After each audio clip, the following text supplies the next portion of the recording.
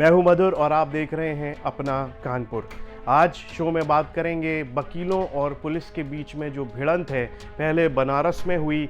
जब बनारस में हुई उस दौरान देखा गया कि किस तरह से वकीलों पर लगातार लाठीचार्ज किया गया उस दौरान, और फिर इसका गुस्सा कानपुर तक देखा जा रहा है। कानपुर में वकीलों ने प्रदर्शन किया है पुलिस के रवैये के खिलाफ। वो कह रहे हैं कि इस तरह का रवैया नहीं चलेगा। क्या है पूरा मामला, आज आपको विस्तार से बताते हैं। बनारस में हुए लाठीचार्ज के विरोध में कानपुर में भी वकील हड़ताल पर चले गए हैं।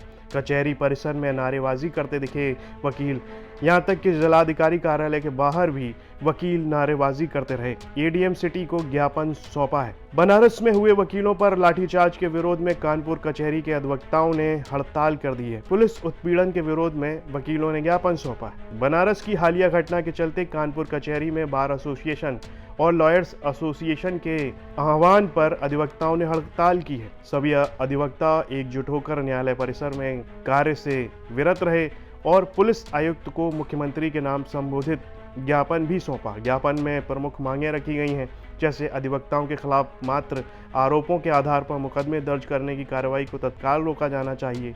अधिवक्ता संरक्षण कानून को शीघ्र पारित किया जाए। जिन अधिवक्ताओं पर फर्जी मुकदमे दर्ज कर पुलिस उत्पीड़न कर रही है, उन मुकदमों को निरस्त कर दोषी अधिकारियों पर कड़ी कार्रवाई हो। पूर्व लॉयर्स एसोसिएशन के अध्यक्ष पंडित रविंद्र शर्मा ने इस पर क्या कुछ कहा है, आइए वो सुनते हैं। हजारों अधिवक्ता कानपुर का आज सड़क पे उतरा हुआ है और वो अपने सम्मान, अपने मान, अपनी अस्मिता के लिए उतरा है। और जिसका कारण रहा भाई, बनारस में जिस तरह से अधिवक्ताओं पे हमले हुए, चाहे बड़ा गांव हो चाहे रथ यात्रा चौराहा हो, अगर पुलिस प्रशासन ने अधिवक्ता हमला की रिपोर्ट लिख के दोषी दरोगाओं को अरेस्ट कर लिया होता तो आज इतना प्रदेशव्यापी आंदोलन न होता। इसकी जिम्मेदारी प्रशासन की है, शासन की है। जिस तरह से अधिवक्ताओं पर हमले हो रहे हैं, आप बनारस की बात कर रहे हैं, जौनपुर, इलाहाबाद, हापुड़, लखनऊ, कानपुर, मैनपुरी, मिर्जापुर, बनारस लगातार हमले हो रहे हैं, उत्पीड़न किया जा रहा है।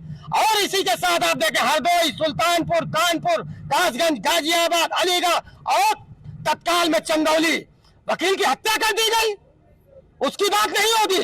एक प्रधानमंत्री जी की मां को गाली दी गई, सारे समाज ने निंदा की, लेकिन एक पुलिस के अधिकारी, महिला अधिकारी द्वारा जिस तरह से वकीलों की मां को गालियां दी गई, ये बनारस की बात नहीं है। देश के 20 लाख वकीलों की मां को गाली दी गई है।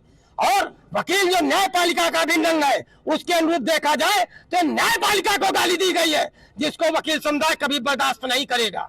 हम आज सड़कों पे उतरे, तत्काल प्रधान मुख्यमंत्री जी इस पर हस्तक्षेप करें और प्रकरण का निस्तारण सम्मानजनक करावे, अन्यथा ये आंदोलन बहुत दूर तक जाएगा, जिसकी जिम्मेदारी शासन और प्रशासन की होगी। तो वहीं पर बार एसोसिएशन के महामंत्री अमित सिंह ने बनारस और चंदौली में हुई घटनाओं पर कड़ी आपत्ति जताई है और उनका विरोध करते हुए उन्होंने काफी कुछ कहा है, ये वो सुनते हैं। अधिवक्ताओं के खिलाफ जो ये प्रशासन झूठे मुकदमे लिख रहा है, और अधिवक्ताओं की उत्तर प्रदेश में तो अभी एक हत्या हुई है, कहाँ चंदौली में एक हत्या हुई, और बनारस का प्रकरण सभी को पता ही है। वहाँ निर्दोष वकीलों को चैम्बरों में घुस घुस के पुलिस प्रशासन द्वारा मारा जा रहा है।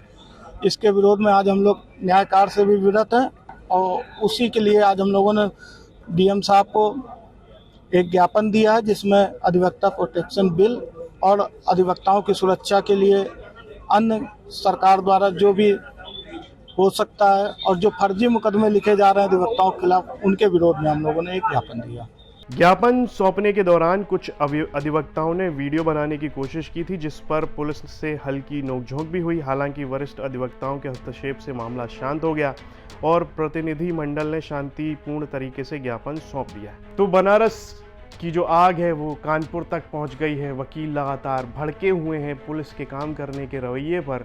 यहाँ पर जो सीनियर प्रवक्ता हैं वो कहीं ना कहीं जो नोकझोंक हो रही हैं उस पर अपनी प्रतिक्रियाएं दे रहे हैं, अपना विरोध दर्ज करा रहे हैं। ज्ञापन भी सौंपा गया है कानपुर में और यहाँ तक की बात हड़ताल तक पहुँच गई है। ये खबर हमें कानपुर से हमारे सहयोगी रंजय सिंह ने भेजी थी और इस खबर पर आपकी क्या राय है, कमेंट बॉक्स में लिखकर हमें ज़रूर बताएं। और यूपी से जुड़ी तमाम खबरें देखने के लिए आप देखते रहिए यूपी तक।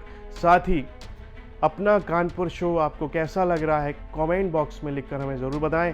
कानपुर से जुड़ी हुई हर खबर आपके लिए इस शो में लाएंगे और उसको विस्तार से बताएंगे।